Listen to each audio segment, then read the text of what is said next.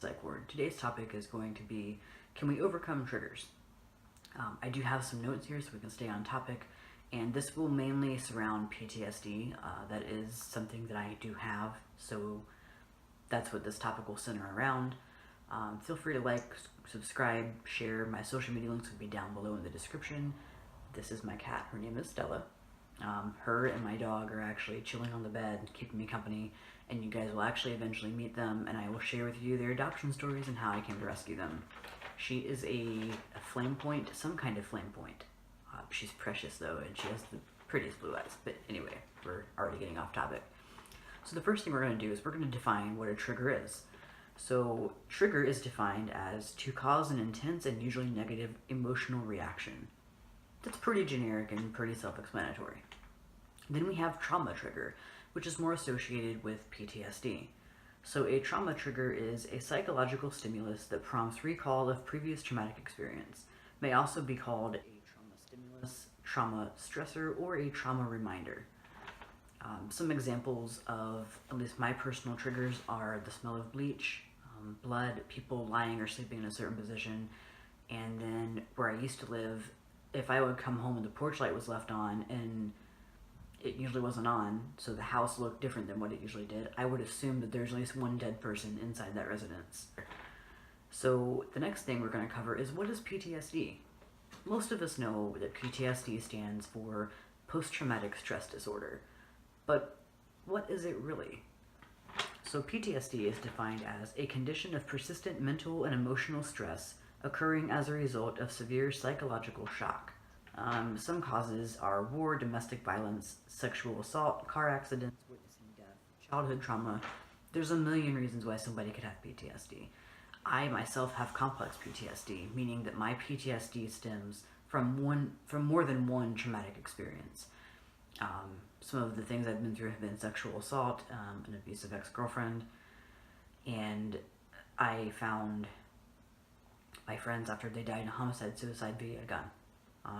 So that's why I have PTSD, and again, everyone reacts to trauma differently. So some people can go through a traumatic experience and not be affected as greatly as somebody who has PTSD. What happens when somebody is triggered? Obviously, sometimes the word triggered is overused, which that's a whole different video, and it's more of my opinion rather than educational stuff, so I don't want to go there in this video. Everyone's different.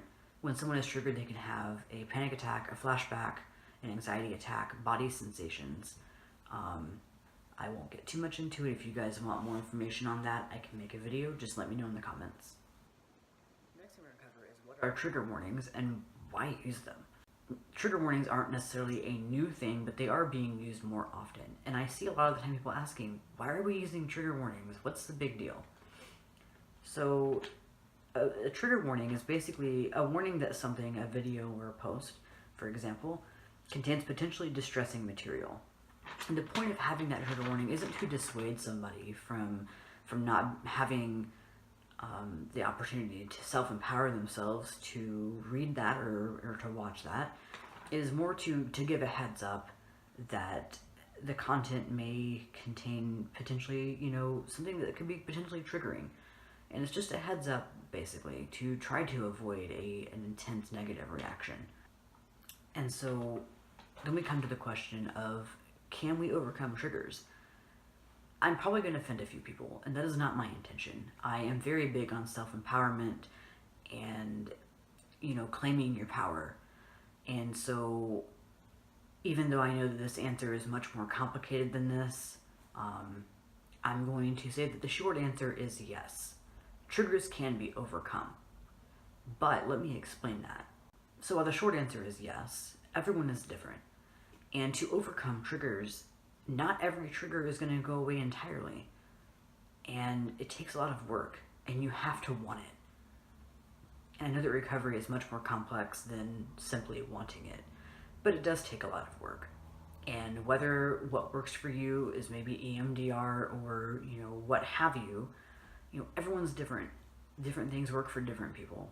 And so I firmly believe that with a lot of work and with, empowering yourself, that even if that trigger can't be completely taken away, it can become less intense, and your reaction can become less intense. And that has proven to be true, at least in my life.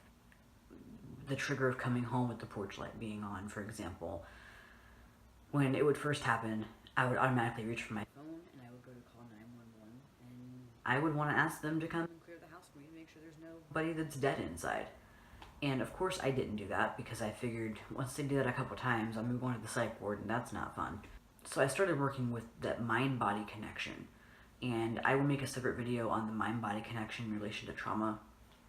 But I would notice that when I would start having these thoughts of, oh my gosh, my roommate's dead, it's happening again, I would stop, and I would notice that my breathing would become shallow, it'd become quicker, and I would take a few breaths, slow my breathing down, let my heart rate come down, and then I would notice that my thoughts would slow down. And I would eventually be able to reason with myself. You've come home trillions of times, and everything's been fine. There's only been a few instances where you come home and found dead things where you live, and those are just a few instances out of your whole life. It's very unlikely this is happening again. And so I would reason with myself. And sometimes it would take me a couple hours to be able to go inside. If my roommate was asleep, I obviously didn't want to call and wake her up. If she was awake, I would just call and skip the whole self-talk thing, because I just want to go inside and hug my dog and just be home. But if she was asleep, it would take me sometimes a few hours to convince myself to go inside and to reason with myself enough to have the courage to go inside. And it takes time. Right now I live alone, which is much better for my mental health. I don't have to worry about coming home to that happening. It's just helps the PTSD. But I am still working on other triggers. One of like the sight of blood, for example. There's an online game that I play. It's called Second Life, and there's an RP community, and I do firefighting and EMT RP. The people I RP with, at least the ones in charge, know I have PTSD. I'm actually friends with them on Facebook. They're like family to me. And so there's a system in this game that shows, blood, things of that nature. And so I've begun slowly working on trying to overcome that trigger. And it first started with, I would go, and it's called different things, different places. It's the beer with the clamato and the Worcestershire sauce, the olives, lemon, lime, and the tahini. I'm here in Arizona, so it's called a chabela here. The sight of that would make me nauseous. The Worcestershire sauce would make me nauseous. The V8 would make me nauseous. Ketchup wasn't as bad because it was brighter. It wasn't as dark as blood. But it began with even small things like that. It began with, taking those small steps. And it hasn't been easy. It's taken a lot of work, and it's been uncomfortable. But I'm at the place now where I can come home and the house looks different, and I can reason with myself a little bit quicker than usual. I can play these RP games and try to work through those triggers, because I miss my bloody, gory shows. I miss watching Dr. G Medical Examiner. I miss, being able to just handle life. And even a paper cut for me used to be a trigger. Now I get a paper cut, or I see a paper cut, or even sometimes small cuts and abrasions, and I'm okay. Like I said, it takes a lot of time and effort, and recovery isn't easy. Well, no matter what you're recovering from, whether it's depression, addiction, anything, it's not easy, but it's doable. And so that brings me to my last point of just a message of encouragement for you guys. I don't know what you're going through. I'm not in your shoes. I'm not going to pretend to fully understand. But whatever you're going through, you can overcome it. You are capable, you're strong enough to overcome whatever it is that you're going through, whatever's laying in front of you. And I believe in you. And I'm sure that those around you believe in you as well.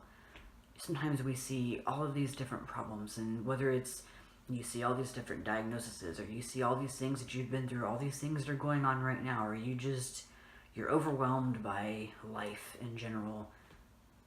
It's okay. and it will be okay. You know, sometimes I need to take a step back and go, okay, what can I fix now, and what can I fix later, or what can I not fix at all? You know, I can't change what I've already been through. I can't undo those events. I can't keep my stepbrother from doing what he did. I can't bring my friends back. You know, I can't unwalk through that door, but I can choose to get the help that I'm able to get. And I can choose that letting what I've been through define me is not acceptable. I choose to overcome those things, and it's not with a lot of hard work. And the beginning of therapy, for me, it's awful. It's horrible. But I'm better for it. The past year, I haven't been able to focus much on EMDR just due to some processing issues and other things that were going on. And I'm also very slow to trust mental health professionals. But I did find a great therapist, and we are starting the EMDR. And it's not always comfortable. It's not always easy. And, you know, even something as simple as going to a group therapy, you know, it takes energy to do these things, and it takes focus. And for those who are able to work and do this at the same time, I applaud you, because I wish that I could. But it's doable, and you're not alone. Whether it's an online support group, an in-person support group, a Facebook group even, you know, there are others out there who are going through similar things who support you. People that you know, your family, your friends, they love you, they support you. And so no matter what you're going through, know that you're stronger than your situations and your experiences, and that this isn't forever. And you are eventually going to get through them, and you're going to look back and go, wow, I did this. And you're going to be so proud of yourself. So I hope that this video helped. If it was helpful, give it a like or a thumbs up. And if you have any other video suggestions, you know, I do have a list of topics I want to cover, but I'm always open to taking suggestions. Feel free to drop a comment. I will have my social media links down below, including my email address. And, you know, if you have any questions, or, you know, you want me to elaborate on something, feel free to email me. I'm very responsive. You know, I don't really have any subscribers right now, so it's a lot easier to be responsive. And even, you know, if I do end up gaining subscribers, I will try to have that line of communication. I actually have some ideas on how to do that, and some ideas on how to build a community. But that'll be a whole different video. So feel free to contact me if you have any questions. If you need help finding resources, you know, I'm more than happy to help you do that as well. So let's empower each other, empower ourselves, and know that our situations and experiences aren't forever, and they don't define us. I hope you guys have an awesome week.